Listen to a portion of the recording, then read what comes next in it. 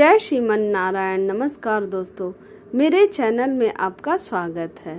आज मैं आप लोगों को कार्तिक मास में दीपदान करने से क्या लाभ होता है, दीपदान का महत्व, दीपदान कब, कैसे और कहाँ करें, दीपदान की कथा, कार्तिक मास में कौन से नियम हैं जिनका पालन करना बहुत आवश्यक है, ये सब कुछ बताऊंगी।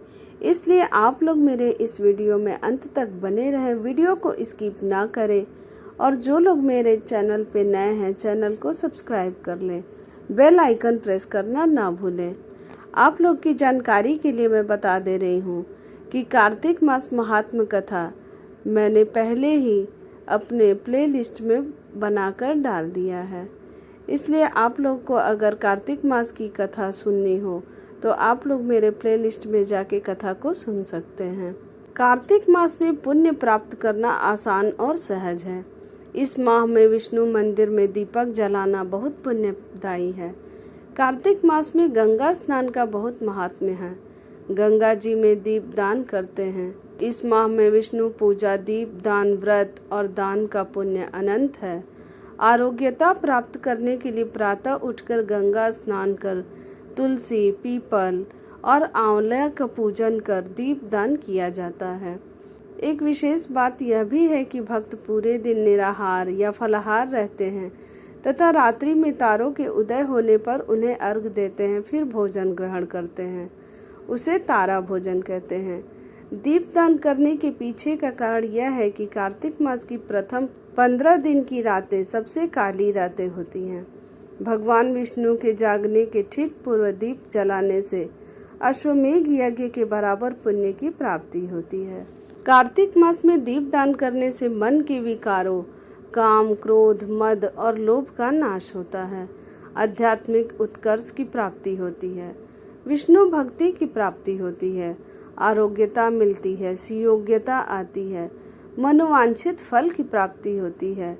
मन के दीप भी जलने चाहिए, अर्थात अंतः में भक्ति और ज्ञान के दीप का जलना ही मन के तम को मिटा पाएगा।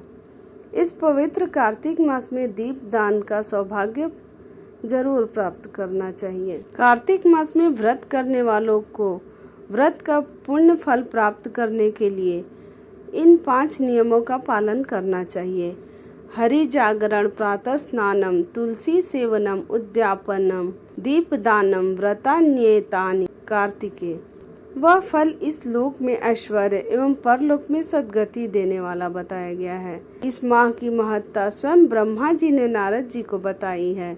यह मास मनुष्यों के लिए अत्यंत दिव्य, पुण्यदाता, पापनाशक तथा भक्ति, मोक्ष और आध्यात्मिक ज्ञान देने वाला है। प्राचीन ग्रंथों में कार्तिक मास का विशेष महत्व है। पुराणों में कहा है कि भगवान नारायण ने ब्रह्मा ने नारद को और नारद ने महाराज पृथु को कार्तिक मास के सर्वगुण संपन्न महात्म के संदर्भ में बताया है। धर्म शास्त्रों के अनुसार इस पूरे कार्तिक मास में व्रत व तप करने का विशेष महत्व है। जो मनुष्य कार्तिक मास में व्रत व तप करता है उसे मोक्ष की प्राप्ति होती है। कार्तिक मास में इन नियमों को प्रधान माना गया है जिन्हें करने से शुभ फल मिलते हैं और हर मनोकामना पूरी होती है। पहला, दीपदान। धर्म शास्त्रों के अनुसार कार्तिक मास में सबसे पहले प्रमुख काम दीपदान करना बताया गया है। इस महीने में नदी, पोखर, तालाब आदि में दीपदान किया जाता है। इससे पुण्य की प्राप्ति होती है। तुलसी पूजन। इस महीने में तुलसी पूजन करने तथा सेवन करने का विशेष महत्व बताया गया है। वैसे तो हर मास में तुलसी का सेवन व आराधना करना श्रेयस्कर है, लेकिन कार्तिक मास में तुलसी पूजा का महत्व कई गुना माना गया है। भूमि पर सोना कार्तिक मास का तीसरा प्रमुख काम माना गया है। भूमि पर सोने से मन में सात्विकता का भाव आता है तथा अन्य विकार भी समाप्त हो जाते हैं। कार्तिक मास में केवल एक बार नरक चतुर्दशी के दिन ही शरीर पे तेल लगाना चाहिए। कार्तिक मास में अन्य दिनों में तेल लगाना वर्जित है। कार्तिक महीने में दलहन मीन्स उड़द, मूंग, मसूर, चना, मटर, राई आदि नहीं खाना चाहिए। कार्तिक मास का व्रत करने वालों को चाहिए कि वह तपस्वियों के समान व्यवहार करे, अर्थात कम बोले, किसी की निंदा या विवाद न करे, मन पर संयम रखें। कार्तिक मास में ब्रह्मचर्य का पालन अति आवश्यक बताया गया है। इसका पालन नहीं करने पर पति पत्नी को दोष लगता है। अब मैं आप लोगों को दीप दान की कथा सुना रही हूँ। प्राचीन काल में द्रविड़ देश में बुद्ध नामक एक ब्राह्मण निवास करता था। उसकी स्त्री बहुत दुष्टा और दुराचारी थी। उसके संग दोष से पति की आयु क्षीण होकर वह मृत्यु को प्राप्त हो गया। पति की मृत्यु के पश्चात भी वह स्त्री उसी घृणित कार्य में लगी रही। लोक निंदा से उसे तनिक भी लज्जा नहीं आती थी। उसका न तो कोई पुत्र था और न ही भाई। वह सदैव भिक्षा से प्राप्त अन्न को ही ग्रहण करती थी। वह अपने हाथ से बनाए हुए शुद्ध भोजन को भी न खाकर मांग कर लाए गए बासी भोजन को ही करती थी। वह तीर्थ यात्रा से भी सदा दूर रहती थी और न ही कभी उसने मंदिर आदि में जाकर कथा प्रवचन ही सुना था। एक दिन कुत्स नामक एक विद्वान ब्राह्मण भ्रमण करता हुआ वहां आया। उस ब्राह्मणी को निंदित कार्यों में लिप्त देखकर उसने पूछा, ओ मूर्ख स्त्री, तू मेरी बात ध्यान पूर्वक सुन। यह शरीर पानी के बुलबुले की भांति है। एक दिन इसका नष्ट होना निश्चित है। यदि तू इस अनित्य शरीर को नित्य मानती है तो अपने मन में बैठे इस मोह का तू विचार पूर्वक त्याग कर दे।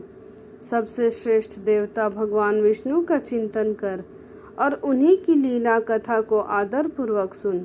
कार्तिक माह आने पर भगवान दामोदर को प्रसन्न करने के लिए स्नान दान आदि करके दीप दान कर और भगवान विष्णु की परिक्रमा करके उन्हें प्रणाम कर। यह व्रत विधवा और सौभाग्यवती सभी स्त्रियों के लिए करने योग्य है। इससे समस्त पापों एवं उपद्रवों का नाश हो जाता है। तू मेरी बात मानकर निश्चय ही कार्तिक में दीपदान कर। इससे तू निश्चित रूप से भगवान विष्णु की कृपा प्राप्त कर लेगी। इस प्रकार कहकर वह कुत्स ब्राह्मण चला गया।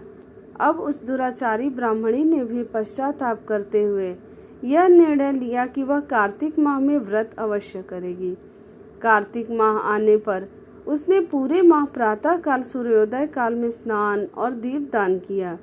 कुछ समय पश्चात आयु समाप्त होने पर वह मृत्यु को प्राप्त हुई और वह स्वर्ग लोक में गई।